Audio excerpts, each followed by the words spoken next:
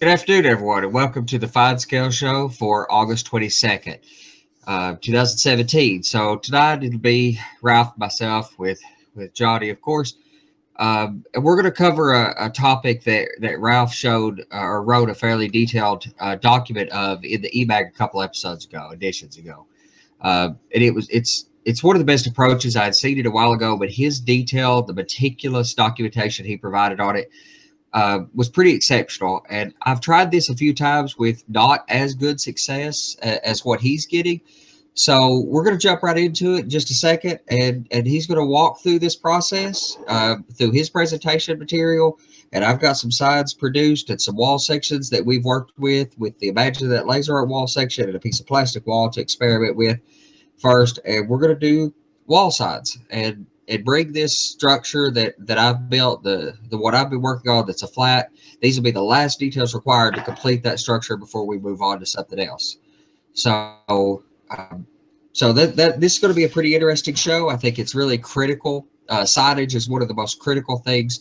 Signage and I say in modeling that humans are messy, dirty creatures, and we dirty everything up. And signage is one of those things that's critical to get right for a structure or a scene to be believable, in my opinion.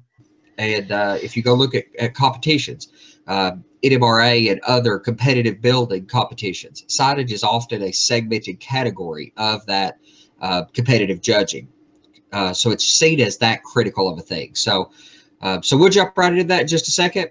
Johnny, if you'll cover our promotions, we'll get right to it. All right, just want to say go to YouTubeModelBuilders.com. There you can check schedules for the Tuesday and the Wednesday show. Those shows are at 8 o'clock Central, 9 o'clock Eastern time. The Thursday and the Saturday once a month show is 9 o'clock Central, 10 o'clock Eastern time. We just had a live show last weekend. Yeah, my memory's a little short right now. But also, while you're there, click on the eMag and be sure to sign up so you get a notification when the eMag comes out. JD and his team do a fine job with that. Alright, so we'll just turn this one right back over to Andy. And there you go, Andy. It's all yours now. All right, so Ralph's got some presentation material that he had shown, so we'll walk through some of that. Ralph, can you give us an idea of the process of what we're talking about here?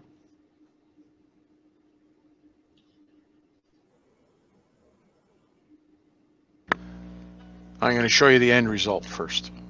Wonderful. Is that on screen? Yes, sir. So this is done with either tissue paper that you have in gift wrap or tracing paper that you can get from an art supply. And I used my Kodak inkjet printer to do this. And the reason that I started doing this, because every time I see someone do signs, I ask them what their process is, and they'll tell me, and Andy told me the same thing when I asked him. He takes the sign and he turns it over and uses sandpaper on the back to thin it out. Or they'll wet it and sort of roll the paper off until you get it almost thin enough. Well, I think that only works about 50% of the time, because sometimes you blow right through the face. Plus, some guys don't even bother doing that. They just stick it on the building. Well, if I stick it on the building, just the way the paper is, that thickness of paper equates to almost 2.5, 3 inches thick in scale HO. So my idea was to try and get it as thin as possible to make it look like it's actually painted on the wall. So that this, hence the tissue paper or the tracing paper. Now, in this picture that I show you here, the Geezer's Grog and the Dutchman Ale are done on tissue paper, and the Pepsi sign, both of them, are tracing paper. And you can see the one that's not stuck down, how translucent it is. You can see the window opening behind it. So we'll get right to it. Just let me go to the top here. Okay. So there's the signs I used. And you can get these off the internet, any kind of signs you want, even some of the signs that come with kits. So my tools are, the color inkjet. I use a Kodak inkjet printer. You can use color laser, but Andy will show you what happens with a laser jet. You can't fade it enough when you print it. So I need hobby knives and blades, nice sharp blades, straight edge for cutting, 3M mending tape. And the 3M mending tape I'm talking about is the one that has the plaid, what do you call it? The plaid face on the tape, and it almost looks like it's frosted.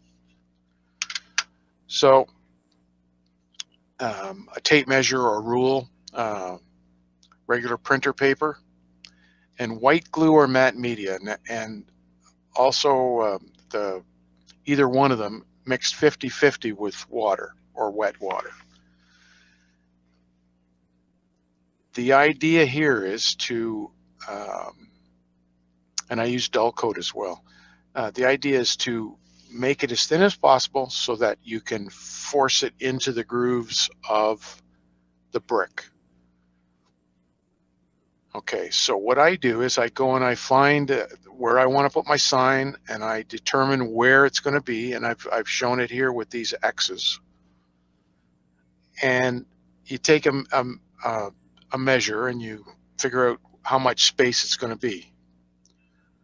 So what I do is I take my graphic that I'm using and I go into my Word document, Microsoft Word, and you have to resize the pictures to get it to that dimension. In that case, let's say it's 3 1/4.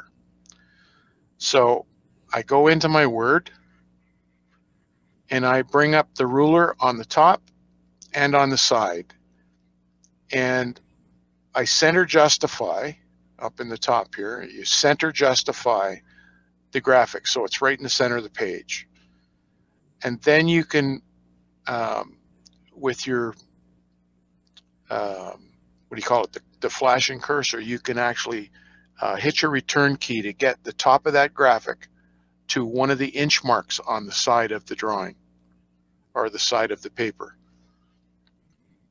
And you can take these corners and shrink it down to the size you need, or make it bigger to the size you need. In this case, it was 3 1/4. So that's what I did, 3 1/4, 2 1/2, whatever you use. Once you've got that done, you can now do a quick print. And I print in black and white first off. But I also go to the printer options or properties. In the general tab, I click it so that it's on draft, not normal printing and not best printing. I want draft, because draft is going to use half the amount of ink. If it's too bright, it's not going to look like an old sign. And you can do it portrait or landscape, whatever you want. And then I go and change it in the advanced part of that tab to black and white.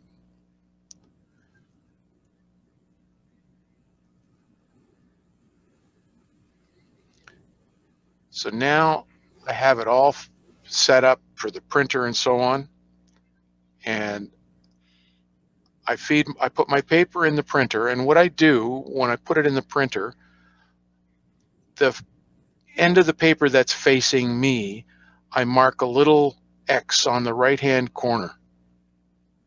so that I know that for me, before it prints, that's the top. When it comes out of the printer, it may come out upside down, and you need to know this so that when you put your paper back in again, because we're going to put that piece of paper back through a couple of times. So you print it out and you end up with this sort of thing. So I allow 3/4 of an inch to 1/2 inch, maybe even an inch around the outside of the graphic. And I cut along that line. And I pop it out and I replace it with tracing paper. Now that's printed, but I've got some pages here. Well, it's better to do it with this. Okay. So I use the 3M tape and I put it down the sides, but on the back. Okay. And I've located my 3 1/4 where I want it. And then I feed it through with the tissue paper or the tracing paper using the original paper as a carrier. Goes through the printer, comes back out again, and it looks like that. So now you have a sign that's on your tracing paper. So on the original black and white you printed, if there's any white in your graphic, like the Pepsi sign, oh, actually all 3 of the ones that I did had white in it. If you use tracing paper, you're going to have to do something to enhance the white, because unless you have an Alps printer or a commercial grade printer, you cannot print white. So I cut out the graphic, and in this case, just as an example, I cut a triangle out of it. And you can see there, that's the triangle. And I use this as a mask or a template to put white on the wall. And you're going to have to experiment with how deep or how bright or how the intensity you want of the white in order for it to look faded but yet still show white in the graphic. In this case here, I didn't do enough white. It should have been a little bit more white paint, but it did work anyway. So that's the tracing paper. That's the pad of paper that I get. You can use LePage glue, you can use any kind of white glue mixed with water. And then I use dull coat, and I buy it in the bottle, and I mix it 50-50 with thinner, and I spray it with an airbrush. So after you've got your printed graphic, you have to go over it with dull coat in order that you can work with the graphic wet. Because if you're not doing it, if you don't seal it and it gets wet, you'll be smearing the ink all over the place.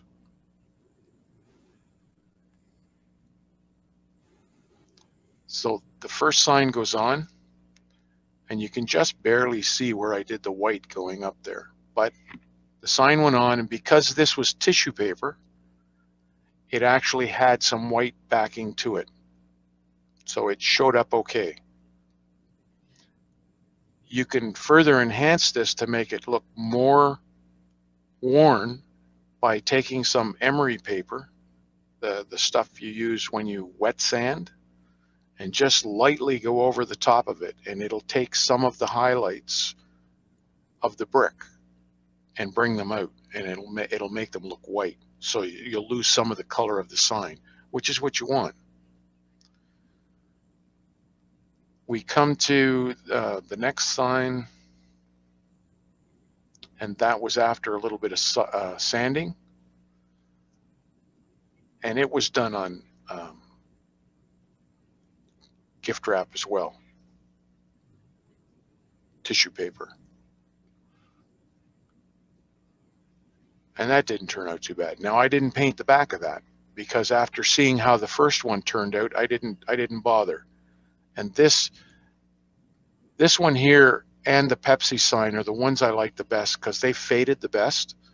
And when I did this with the sandpaper, you can see one row of bricks stood proud of the other ones, which is, it's okay because that's just happens to be the way the wall was built.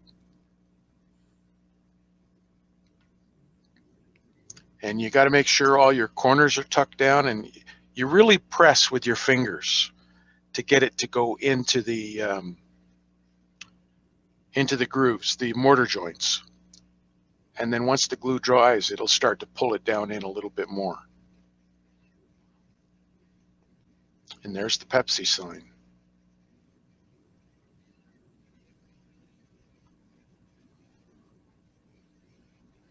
So again, once it was on the wall, in this case, I did paint the back with white because I used tissue paper for this, or pardon me, tracing paper. And it's more translucent than the tissue paper is. So I did a bit of white on the back. You can even do the white on the back of your graphic if you want, but it'll start to wrinkle if you do that. You want to get it on the wall first. So it's best to do it on the wall. And then I went over it with sandpaper again. And you can leave it without hitting it with sandpaper. It'll just look like it's a newer sign. The more faded it is, the more it'll look like one that's been neglected for years. So there's the end result again, the three of them. Now Andy's doing some stuff on his window or his wall board, and hopefully he's following the same methodology. Tried to. Instructions and me are not incredibly perfect relationship, but I painted this section so that we could do that in a second. We have to give that. Yeah, we don't have to give it long. That acrylic paint will set up pretty quickly. But we can do some of these others in just a second, and we'll cut this wood. And then, of course, I used a laser printer for mine because that's what I have access to, and it's very hard to diminish the print quality down as much as you can with an inkjet. And I may very well, after this experiment, just go buy a cheap inkjet printer just for doing this purpose. Of course, as rare as I use it, I'm afraid I'll probably go through. Ink will probably dry up on me more than anything else. But I do have some, and I did set the quality down as much as my printer would allow me to set it down. So we'll cut some of these out. Also, I modeled out 1950, and these sides shouldn't be too terribly faded anyway. They were probably put on there just prior to or just post World War II. So they shouldn't have been on this building more than a few years. Of course, it don't really take that long out in the wild before sides and stuff start to diminish. So there's that one. And I've got multiple glues, Ralph, whatever you prefer. I've had pretty good luck with canopy glue anytime there was a chance the glue was going to be visible. It'll work. Canopy glue will work, but you still have to water it down. Yeah. I got some essentially wet water. Let's try one of these. This one diminished pretty well, so figure out where. Let's see. Really like this Coney Island side too. That was just neat. Oh, that one goes up there perfectly.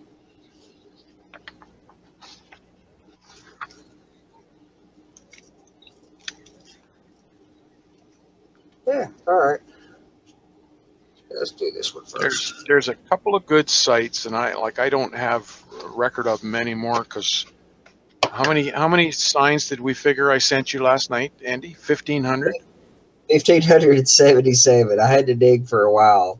There's so many good ones. It's hard to find. For me to keep track of where I got them from, it's almost impossible. All I'm saying is if you see stuff out there, copy it. Pinterest is a good place to get graphic signs from.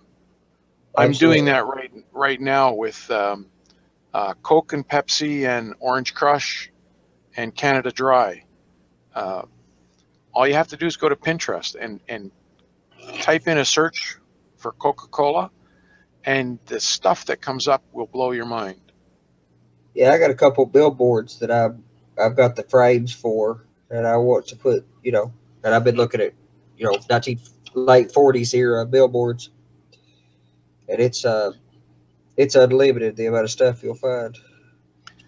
I found the easiest way to resize a picture is in Microsoft Word because of the rulers that's on the top and side.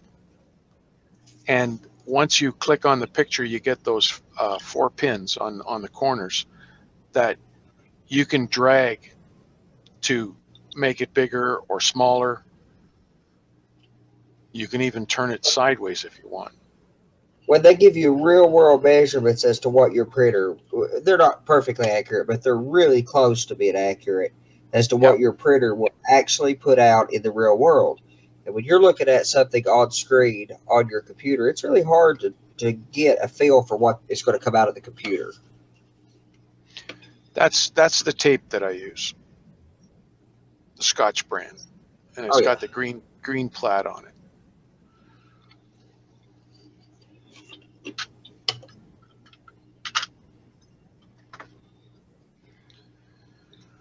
So, all right, so I've got a few of these made up.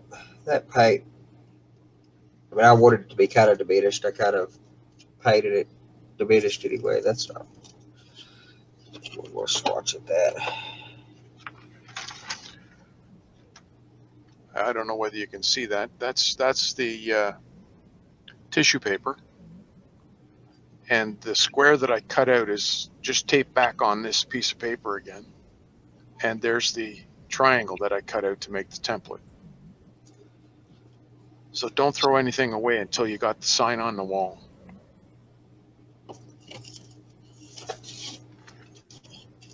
The layout for these.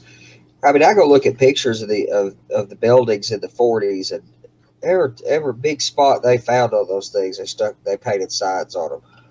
Yep. They were all over a lot of these buildings. Well, this is what what caught my eye. I ended up going and I visited George Celios's layout, and he has a covered bridge on his layout that has a Coca-Cola sign that covers the whole side of it. And I thought, man, does that ever look great? I want to do that. So I've been searching everywhere to try and find a sign that was like that. I come close, it's just not the same. I don't know where he got it from. You know where he gets a lot of, you know how he does his and where he got a lot of his. He does his with that same technique you were talking about that's so difficult to get right. He used to, or he said, nowadays he uses computer a lot like all the rest of us, but he's been building that layout for a long time. And in an interview from way back years ago with him, Alan Keller interview or somebody interview, I seen, he was talking about those buildings, and he would buy books, $30, $40, $50 books, cut them up, and sand the paper down. Yeah. He'd buy hardback books and cut them up. So, because that's what it took to get the signs he wanted. Now, the other thing you can do with signs is you actually put a frame around it, and then you don't have to worry about its opacity, because then it becomes a billboard. And yeah, a lot of times there was a billboard with a frame hanging on the side of a building. Sure. And a lot of times they did like what we're trying to do here, this where they painted them on.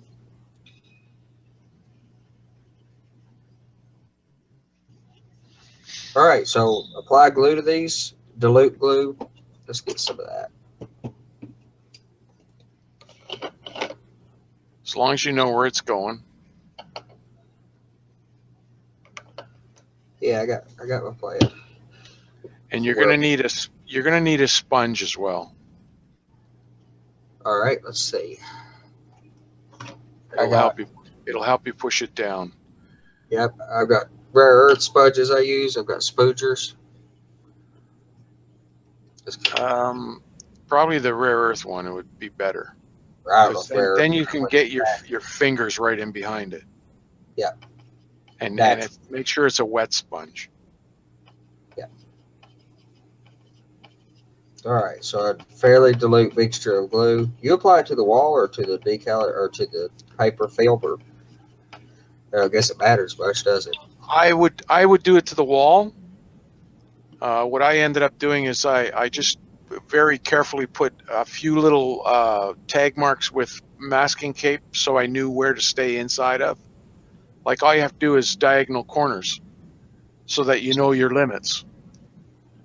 And then put the glue on the wall and then put your sign right on top of it and make sure that the sponge is damp, because you're going to push that glue all over the place. All right. Just little tiny corners is all you need, because otherwise they'll get in the way.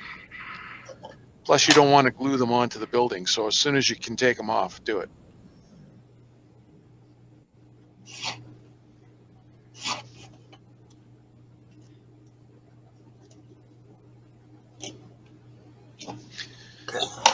So this presentation that I have on the, or had on the screen, is in the eMag, and it's also on the Railroad Line Forum. It's called Weathering Signs, and it's in the clinic section. But anyway, it's also in the eMag.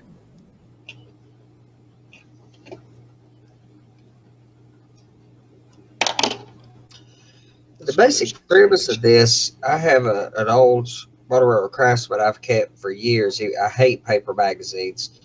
I hate having to store them and deal with paper. And I've kept this one for years because it showed a technique very similar to what you're doing. I guess it showed the same technique. It just, there's a lot of details that seem to be missing from that instruction. Of course, it's like a 1980 article or something. That should be enough. Just take a pencil and mark the bottom on the brick. Okay. Yeah, I wait a second. The track playing lightly, so I run off. I know where it goes. I've got a mark there.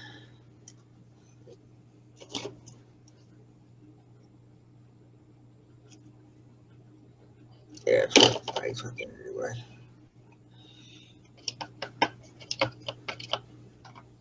You're going to have to put lots of glue on, because you want to be able to squeegee it out.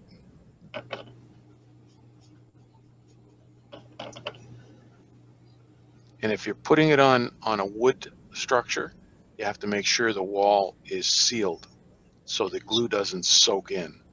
Yeah. Yeah, this one's, I figured it'd be easier to start with a styrene structure to start with. Okay. I want to do the wood one.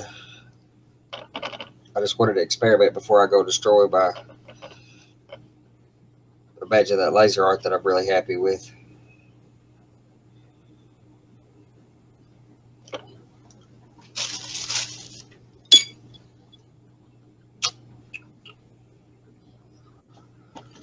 Okay, put your sign down. All right, some pipettes here a second ago.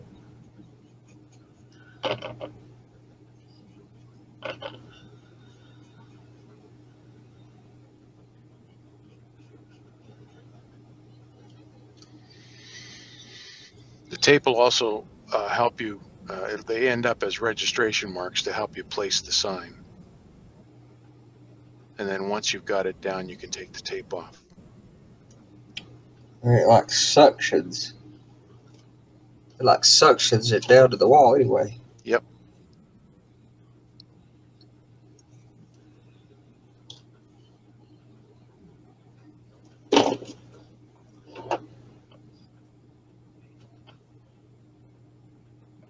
So you start from the center and you work your way to the outside with your sponge.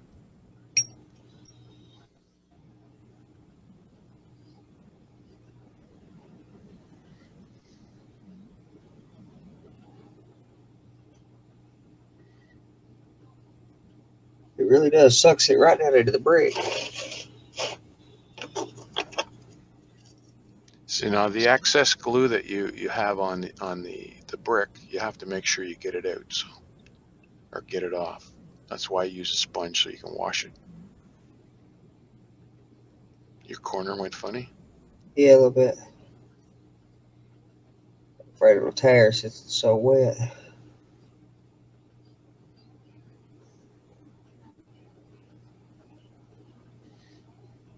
There we are. You didn't seal your sign with dull coat though, did you? Don't rub too hard then. Push.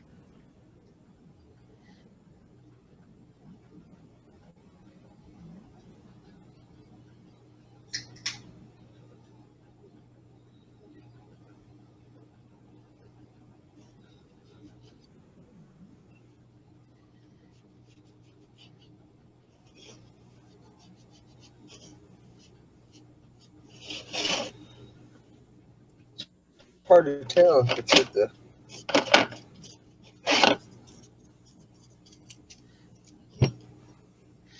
Well, it looks a hell of a lot better than when you just had it sitting there. Well, yeah. And I want them to look like they're reasonably fresh size. Like I said, it's, you know, it's not meant to be. You know, if it's 1970, you want these to look pretty rough.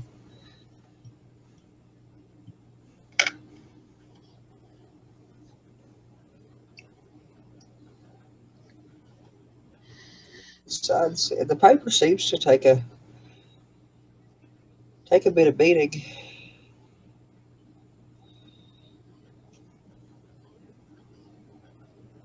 And you can sure see the brick through it.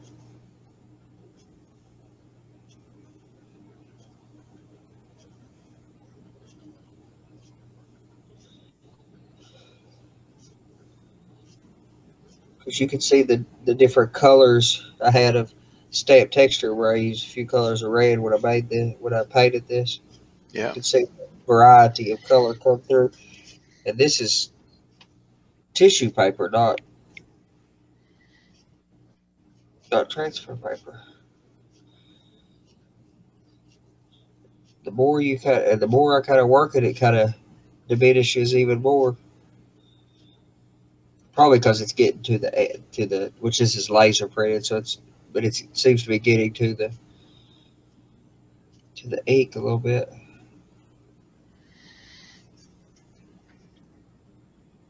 I think you should be good.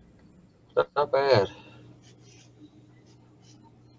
I've tried this several times, but I've always done it. I've always sanded paper. I did one on a Barbell's No kit need. that they provided me. This method, and it's not just my method. I got this from Donnie Railton as well. He uses a similar method to this. So with the two of us together, we came up with this. This guarantees your sign every time. Yeah, I've seen parts of this technique you show, but never really how to get this good of a finished result.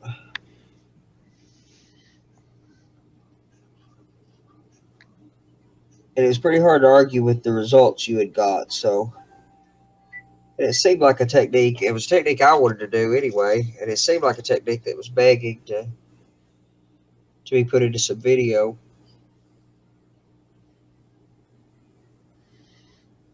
Just put it at the bottom corner, and put your other one at the top opposite corner. Yeah.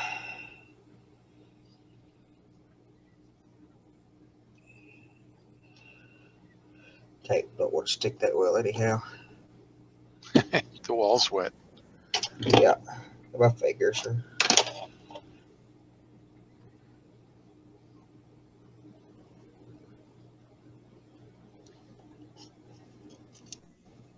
I don't need that much of it anyway. Yeah, that looks awesome.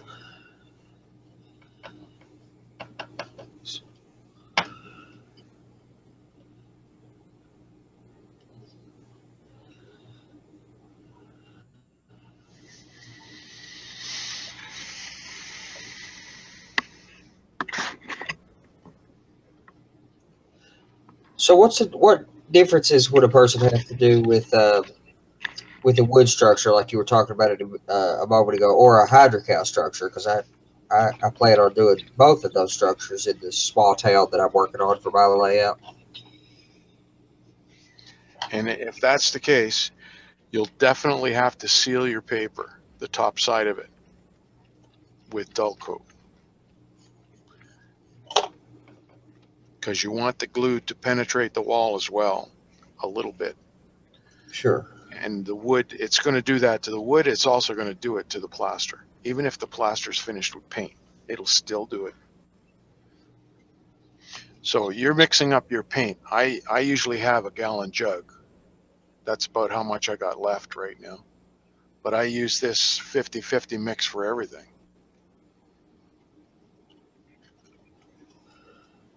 And you're just using just Elmer's PVA white glue. Yep. Or LePage's white glue. Yeah. I also used Weld Bond. Some people can't get a hold of Weld Bond, and I don't understand why, but anyway. Weld Bond. Lowe's carries it nearby to me. I've messed with Weld Bond a little bit. The best application of Weld Bond is in the plastic like this, the squeeze bottle. Yep. Not the tube. The tube is messy.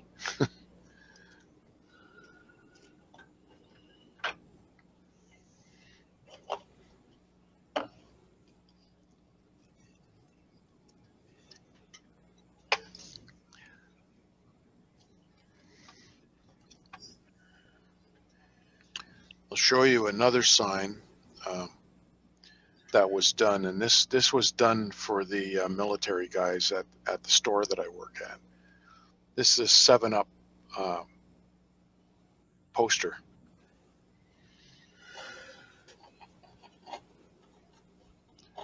So there's actually 2 of them. Oh yeah, that's cool.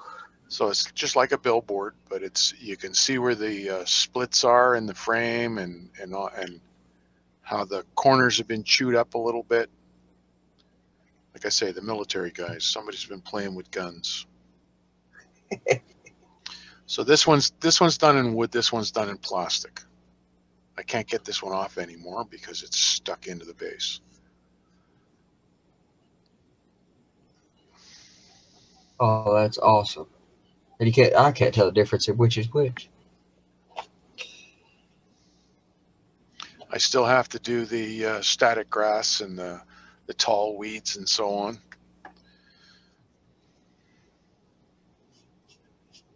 It's amazing what capillary action, which does not happen with the thicker paper. That did not seem to be the case. The paper kind of floated until the glue evaporated away from it. This, I just barely aligned it, and the paper was basically setting with the slight U shape that it had from where I peeled it off from where I had it taped down, and it was sitting there floating. And as the moisture absorbed into the paper, it just sucked the paper down. And you could sure see the brick all the way through the sections where this one's going to shape up real well, especially sanding it. So, that one I still think it would have been good to have a white background. Yeah, I think so. I think when I put this, I like this particular picture. Well, I think I'll probably put this one on my wood structure. I was treating this as my, I believe in experimentation, so. Of course.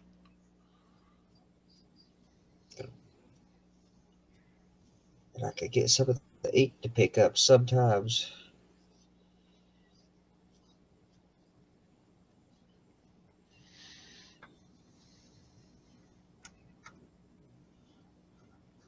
Eat some of the ink away from it sometimes, which I'll do that with the emery cloth in a little bit too.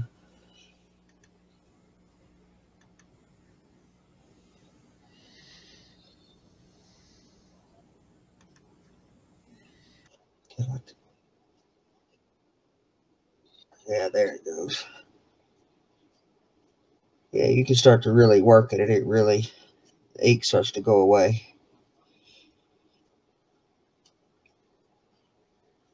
That probably is easier on inkjet because you can diminish the ink a lot easier, whereas on laser it's a lot more.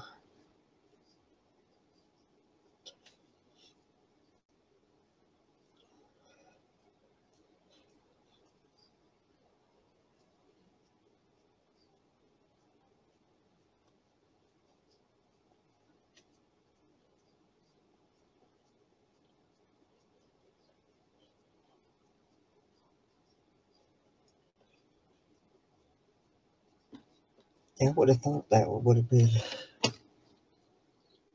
wet better with the white background. I can't believe that shows that much through that paper. But how much texture, brick texture, actually comes through is just amazing. Yeah, that's a good idea.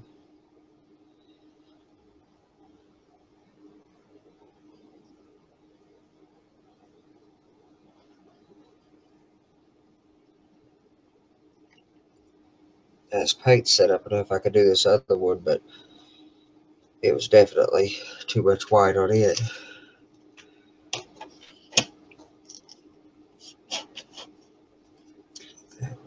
This one.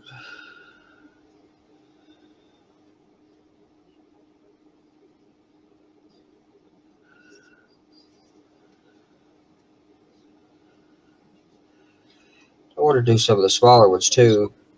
In the era that I model, there's a lot of those Uncle Sam pointing at you signs.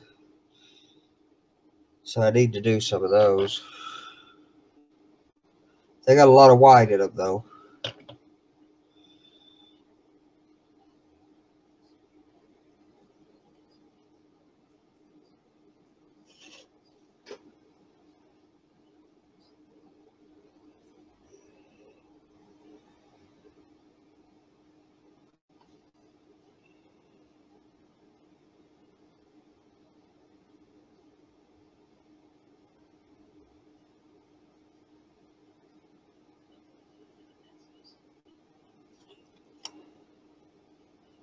As long as I keep a quarter picked up, I can move it a little bit. Once I put a quarter down, it doesn't. It's pretty down there.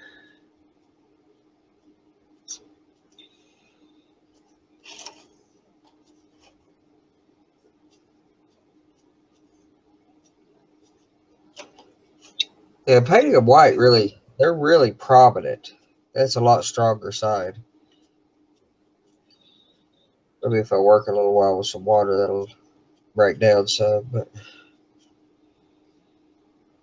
I'm surprised how forceful you got to get with them.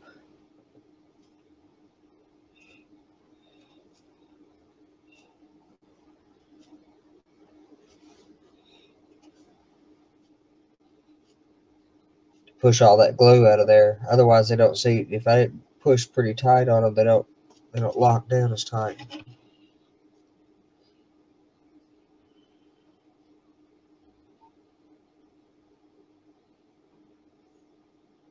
Huh. Yeah, that's an exceptional technique. That's a lot better than the ones I did to begin with the sanding paper. That's for the birds.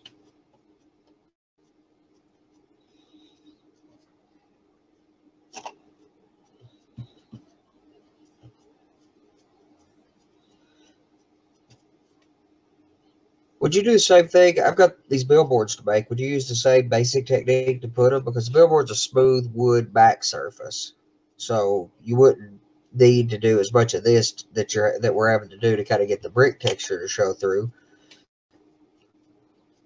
What would you just weather it to get the weathering effects? Would you just print it full strength on paper and then weather it? Oh, you're muted, bro.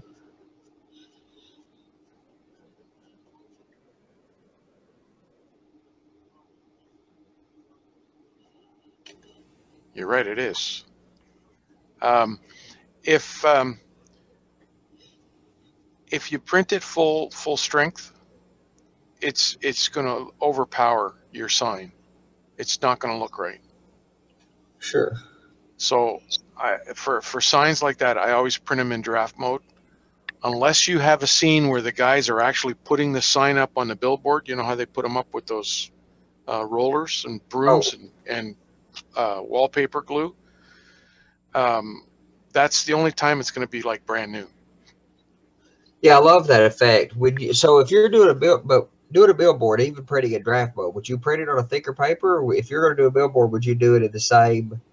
So like the signage that you did on your hot dog stand, for example, Yep. did you use full strength or a full weight paper for that, or No, did you use no, I didn't. No, I use did not. tissue? I printed it on tissue paper, Even though except it's just for plywood.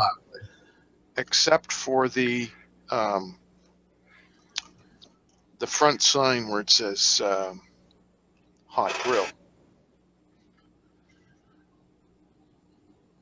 Okay. So that has a border around it. So Right. it's set inside, so I can make it the thickness, and it's not going to show. You're not going to see the thickness. So it's full thickness. Up here, I did it with tissue paper. Over. It's over. Did you do it over a piece of wood and then cut it out after the sign was in place? Yes. Well, not in place, but I took a piece of plywood, which was part of the original kit, scrap. I glued it on, and then I trimmed it very, very close to where the shape of the sign, and filed it and sanded it to get the shape. Once it was all dried and the sign was all dried. Right. How about now? Once these are set up and dry, how about post-treatment processes for weathering, etc.? What should we do to weather these signs? I would dull coat it. So dull coat and then lay any weathering over top of it, like the water effects from where the gutter spillways are. Exactly. That kind of stuff. Yep. Or you get that streaking down from windowsills. Yep. On the edges of the windowsills, so you get a little dark streak coming down. It's not rust, but it's grime. Right. Do you use your aim powders for that effect? No. I think I use. You can, but you have to be real careful because aim powders don't always look like they're streaking down. Right.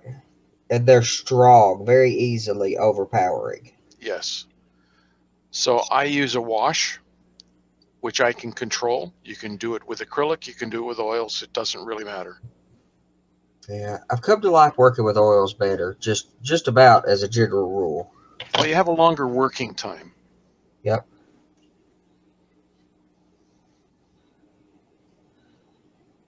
And most of my projects are slow, and patience is kind of the key to most of my techniques. Everything I've found that takes me a while, I tend to like the results of better. So I've got the live chat up here, and I don't see any questions. Anybody have any questions for either Andy or myself regarding this technique, or is it pretty?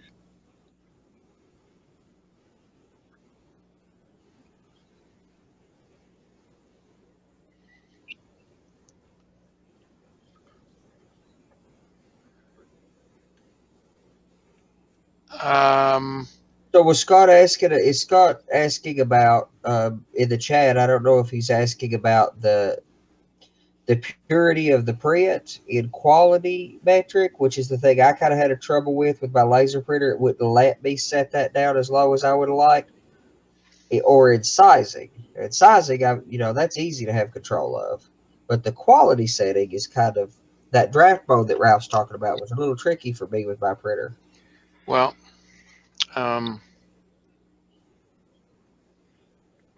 it could be, and it really doesn't matter. You print it, whatever the size of the JPEG is. If it's a JPEG, could be a TIFF, could be something else. Print it straight out, 100%, whatever it is, and then once you put it into Word, you can then reduce it in size before you print it again. Well, Ralph's got the right idea with Word, I think, because it has because you could use I mean, generally, I would use a graphics tool like Photoshop if you have it, although it's fairly expensive piece of software, or the GIMP, which is a free graphics editor that's pretty competent, pretty capable, and free. Also available on Windows, Mac, and Linux. Uh, but those are fairly intense to use, and Word is just pretty doggone easy. You can drag the thing in there and turn on the borders under the view setting, or turn on the rulers under, I think, under the view setting, and go to town on it, and you get real world, imperial measurements, real Right. inches. Okay, Bill Davis is asking a question. What type of paper are we using? He started a little bit late, so I go on. I get my stuff at an art supply store, so I have tracing paper, and you can also use tissue paper that probably your wife or your girlfriend uses to put in gifts when they give them at Christmas or whatever. Yeah, The thing that's about what. there, Andy's got the tissue paper up. Yeah. This is the tissue paper. It comes in. If you get your suit cleaned at the dry cleaner, it'll come in it, or you could buy it. Walmart for a couple bucks. I couldn't find tracing paper easily, so what I do is I take the tissue paper. Where's my sheet? I have a sheet here that I can show you. If I can find it. Where'd it go? There we go. Mind you, this has got the hole cut out of it. That has the graphic cut out of it already, but you can see the difference between the printer paper and the tissue paper. The light's shining through that a lot better than this. But what I do is I print it out first on printer paper. Come on, where are you? That'll do. I'll go with this one. I print it out first on printer paper. This is a different graphic, but you'll get the idea. I print it out on this first, and then I draw a line around the graphic, giving myself a 3/4 or a 3/4 of an inch to an inch space around it, so that when you print it again, it looks like that. So then I also, when I print it the first time in black and white, that's when I cut this opening from the black and white. I also save the part I cut out in case the graphic has white lettering or white background or whatever, because the tissue paper has a natural white color to it, and in 9 out of 10 times it's good enough to give you a faded white background, but you may have to enhance it by adding some paint to the wall. So what I do is I cut out the graphic so that it looks like that.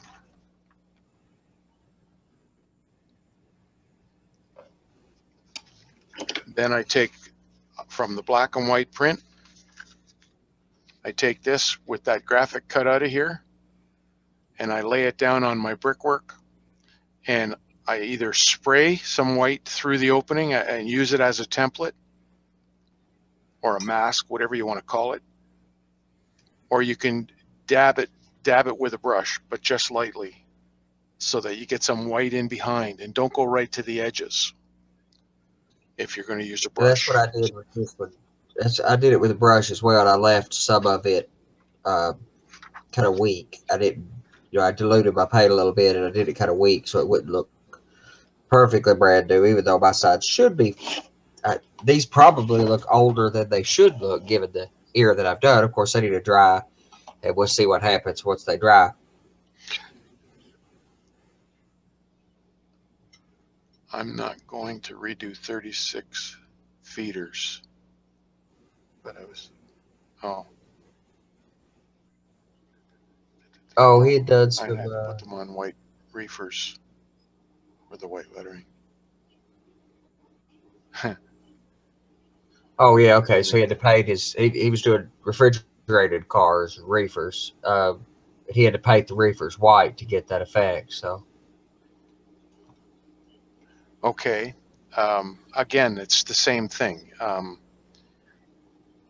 In your graphic program, you can actually create in Windows or in Word as well, and you can make a box with white letters in it. And of course, the white letters are not going to print. The black that you put around inside the box and around the letters is what's going to print. But you have to have a white background to put that onto.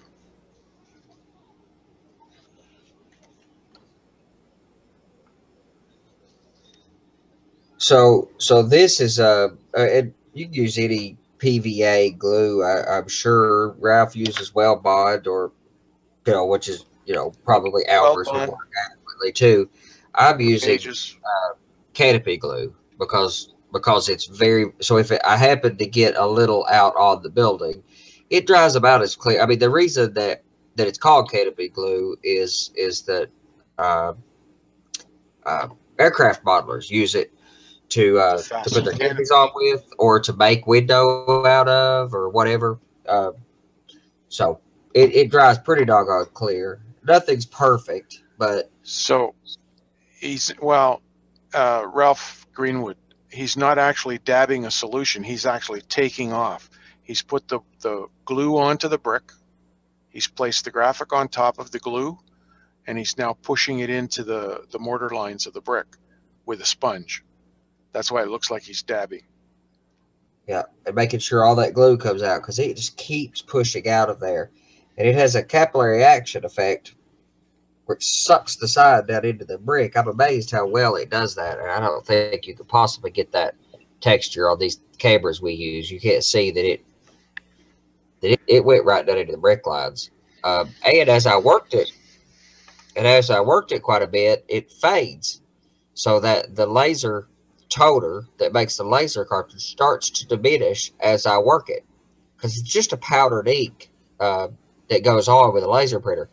And there's different benefits and positives and negatives to working with inkjet versus laser. I just happen to have laser printers, but as I tend to work them, that powder starts to break down if you keep them moist and work them. So Right. I think a And laser works pretty well. I use the inkjet because I have more control over the draft mode. So I never print it in full strength. It's always in draft mode. Yeah, mine had with my laser printer with the Xerox driver doesn't give me it gives me a draft to full, and you can pull the quality setting down from like 9600 DPI or whatever it is down to some lower DPI 3 or 600 DPI, but that's as far as you can pull it down. It still ultimately prints like this quality. That's the best one to show. It still prints at that quality.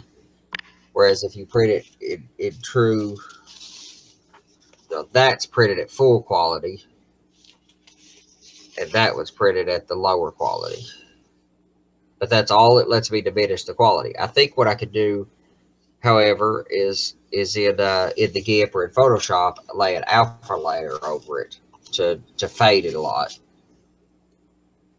That would So be easy to do. when this is finally dry, because you used the laser jet, and you say that you were rubbing some of the powder off, it's definitely an idea to come back and touch it with dull coat. Oh, sure, absolutely. Especially since I'm going to weather it too. Uh, I'm going to sand them after. I'm going to sand it after it sets up real good. This glue doesn't take too long to set up, but longer than this show's going to go for. And then I'm going to take an emery cloth and sand it. Well, that's what I did with my Pepsi sign, and you can see here what the Pepsi sign looked like. Hang on. And there is no noticeable thickness to it. I There's, mean, it sucks down so tight to the brick that you just cannot rub and feel an edge. You'll notice on my screen that's the finished product that I got with the Pepsi sign. And there's what it looked like on the tracing paper before I cut it out. Absolutely. Cabeda Bob, that's a good name too, but Cabeda Bob says, could this be done on a ready-built model or on a flat wall? And I mean, like Ralph's opinion, he's the expert at it. I'm pretty sure you could do it on a building without much question. It was easier to showcase, but you've got to be able to get the building to lay flat. You got to be able to lay it over flat, I think. And you can work on it. You can work on it upright. It's just as long as the building is fixed in place so that you can push on it. That's why if you get down flat, you get that pressure. You're able to put that pressure on it to force the glue out of the mortar joints and tuck the paper down. And I was putting a lot of pressure on it. I mean, I was really pressing these things. I mean, just laying the pressure to them. And I don't know that would have to be done, especially if you could print it at a diminished quality, you wouldn't have to. But since I'm trying to eat away at the laser toner, I really have to put a lot of pressure on it to get it to. And I don't know that that's totally necessary, but boy, once I did really start putting the pressure on it, really pushing it, I wish you could rub them without them diminishing, but they fall apart. But you could really, if you put a lot of pressure on there, they lay down so flat you can't feel where the edge is. I mean, they're perfectly thin. And this tissue paper, in and of itself, it's a reasonably thin material. This is rough because I threw it in my bag when I brought it home from the office, but it's a reasonably thin material. But you could definitely lay that out and feel an edge to it. It definitely has a weight to it or a thickness to it. But once these suck down this brick, the ideal paper, if you can get a hold of it, if you know anybody that works in an engineering office or an architectural office, or even a interior design, it comes on a roll and it's called onion skin. At least that's how I know it. And it is super thin and very translucent. Is that a Mylar, like a Mylar drafting paper or something? No, it's a regular paper. Like Mylar would be too thick for this. It's paper. Yeah.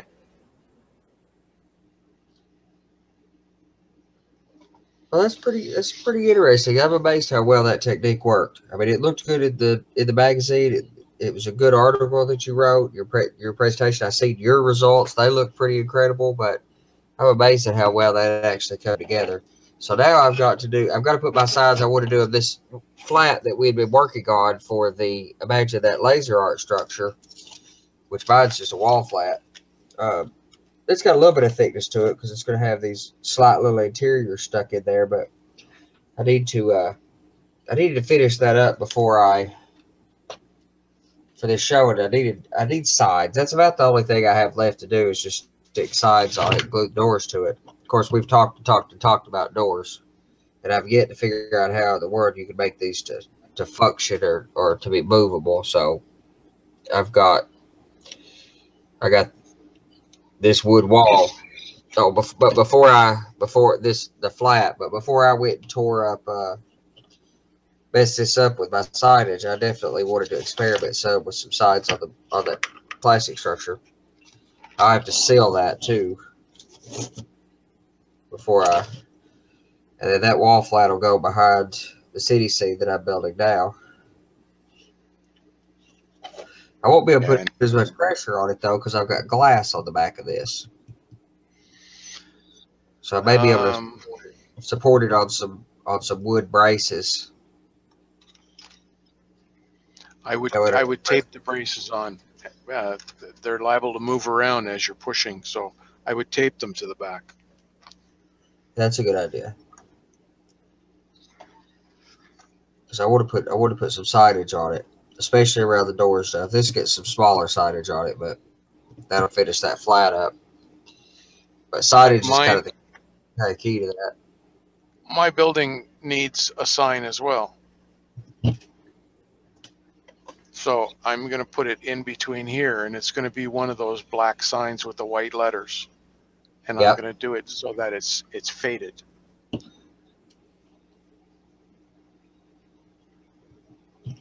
And I've seen that done a bunch of different ways. Gino had a pretty good technique of using dry transfer letters. I don't know, not dry transfers, just decals basically, just transfer letters and paint the backdrop, and then stick the letters down to it, paint it white or whatever. Then stick the letters down to it, and then he would paint over top of it the black color. Then after that set up, he'd go back and pull the letters off. You'd have white letter. But that's a lot harder to get that faded effect that I wanted to get. And I wanted a much more faded effect. And I need to put a sign much like what you're talking about too. I'm not sure where I want to put. I like the idea of going between the windows though. Cabana Bob and Stu are asking, well, one is asking, is onion paper thinner than vellum? And Stu says vellum is what he was referring to. I think onion skin is thinner than vellum paper. Vellum paper is the drawing paper that they do the architectural drawings on. And that might work, but it still has a much thicker, it's much thicker than the tissue paper or the vellum, and you're going to end up seeing the edge if you use that. Yeah, they really, and Ralph Greenwood said they really do look painted on, and I just can't believe how thin this paper gets once it's sucked into the brick. And I suppose it is similar to decoupage. I've seen some of that decoupage stuff before.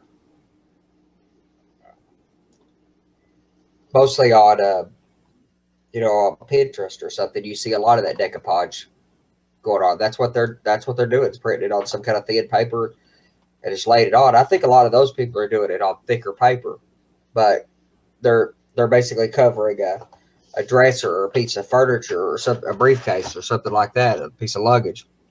On our structures, it needs to go down into the brick detail. That's the part I'd always been missing with when I was sanding the paper down, trying to get the effect as good as George Celios got. I was sanding the paper down. I just wasn't getting the same effect. So I'll let these set up, and then I'll take some, and I'll sand them lightly. Put a little weathering on, and post a picture on our Facebook page, G Plus community page. Probably be tomorrow or the next day. Well, they won't. They'll set up. Dry enough, I can say digital pictures will show a hell of a lot better than this camera does. Absolutely. Yeah, the camera just really doesn't do it justice. I just can't I'm amazed at how much that the brick texture comes through. So that's the process. That works. That'll let me finish my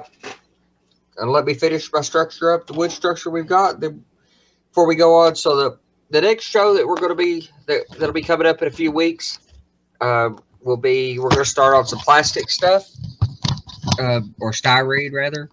I can't really call it the plastic or Rubbermaid that I tend to call the plastic structures, but we're going to start on some styrene structures and start on some city structures. It's going to, it's pretty difficult if you're building any reasonable size small town to not use some of the great plastic structures available from DPM or Cornerstone or some of those. So we're gonna break into some plastic for a few shows, and then we're gonna come back and do a show with the structure that, like what Ralph built and I built from Imagine That Laser Art. Those structures are just incredible quality. I'll have my signage done since I've learned the technique to do that. And in a couple shows after we've completed a plastic structure, we're going to come back and plant both that structure and the plastic structure into a scene, do some sidewalk work and some of the scenery work around the structure. That's important to me that we do more than just structures, that we really plant them on layout, because the most beautiful structure in the world, if it's floating off from the scenery in an unrealistic, unbelievable way, that has a pretty negative effect on what you're going for. So I think that shows that technique. That's all I have for this show. Thanks for everybody for joining us. And Johnny, Andrew Gilmore says, "What did I miss?" David Stark. Staples shows vellum at 30 pound weight paper and onion skin at 9 pound weight. That's a pretty significant difference. Yeah. Also, my mic's hot, by the way. Dustin Hoffman, he's using 50/50 as the glue.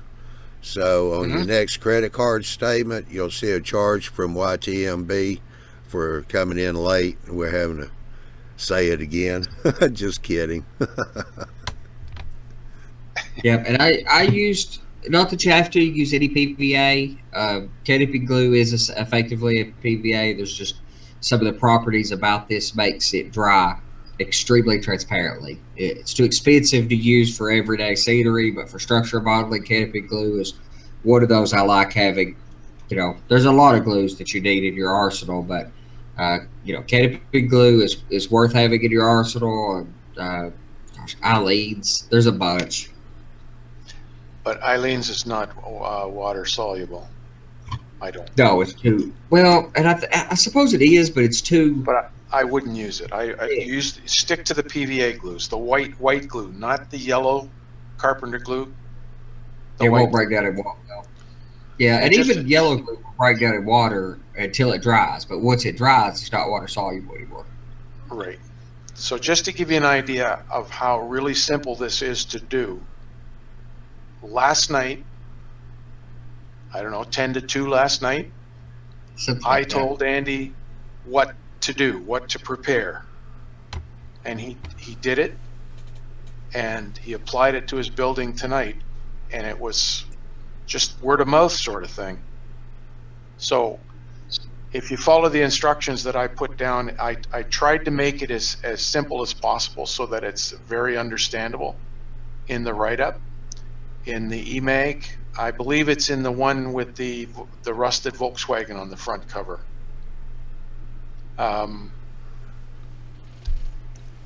Give it a try. Even if you just have a spare piece of wall that you want to play around with, give it a try. I think you'll like it. But that's all I did is took a piece of essentially scrap wall, styrene wall that I had, just so I wouldn't mess up the wood structure I'd worked on. But this is there's 4 on here, and every one of them are as perfect as I could want them to be. It's that simple of a technique that and rarely do I do something the first time that I'm satisfied with the results. I just about always have to do something 2 or 3 times. See, that's what I was getting at. Andy doesn't take instruction lightly, but he did this with very minimal instruction, and he got it right.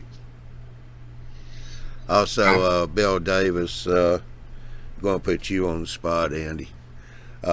He wants to know where the pictures are going to be, so I guess Andy will take some pictures of this, and he will post them on the G Plus community page and probably on his Facebook page or whatever other pages you have, so people can go find them. Well, I'll post pictures on our G Plus and on our Facebook page. So YouTube Model Builders G Plus page, community page, and YouTube Model Builders Facebook page. I'll post them in both places. Okay. David Knight, I have a question for you. You mentioned that Amazon has 17-pound 40 sheet for $10.50. What type of paper is that? Is that tracing paper?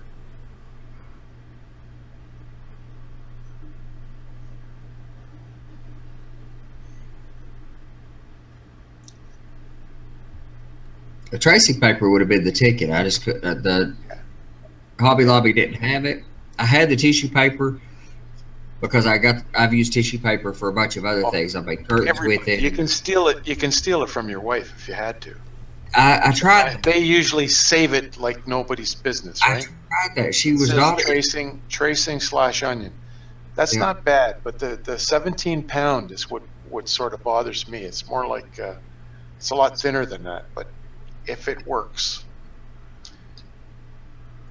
My wife swears she couldn't find hers, so she was really protecting it, I believe. But it's probably the same place as all the spoons are. Yeah, I have no idea what happened with the spoons. You got a good memory, brother. For everybody's information, Andy eats his ice cream, and he's always grabbing the spoons, but he never takes them back to the kitchen. So she's walking all around the house looking for spoons. It giving me a hard time on our normal hangouts. Yeah. But you Alrighty. don't embarrass me. Thanks everybody for coming. Alright, let's see.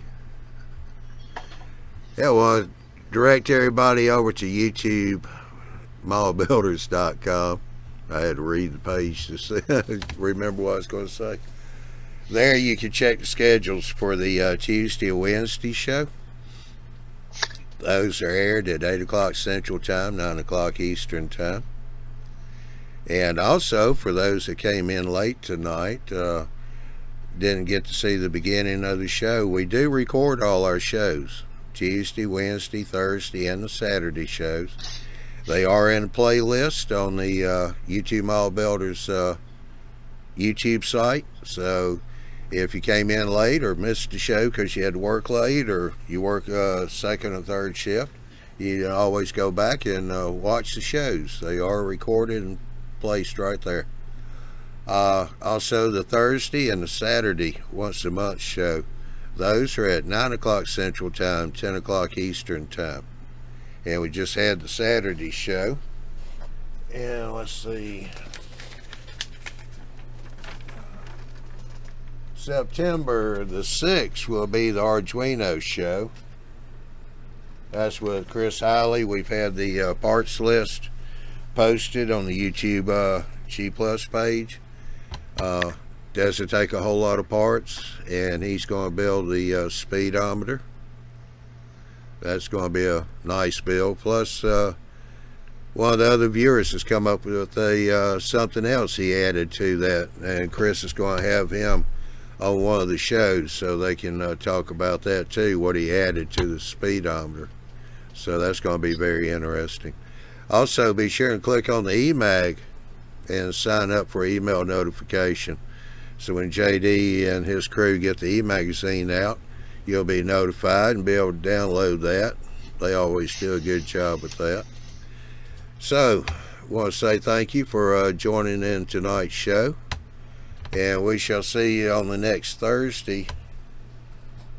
Yeah, this coming Thursday. For the Thursday Night Live show. That's one I call the Somewhat Controlled Chaos show. So y'all have a good night. We'll see you Thursday night.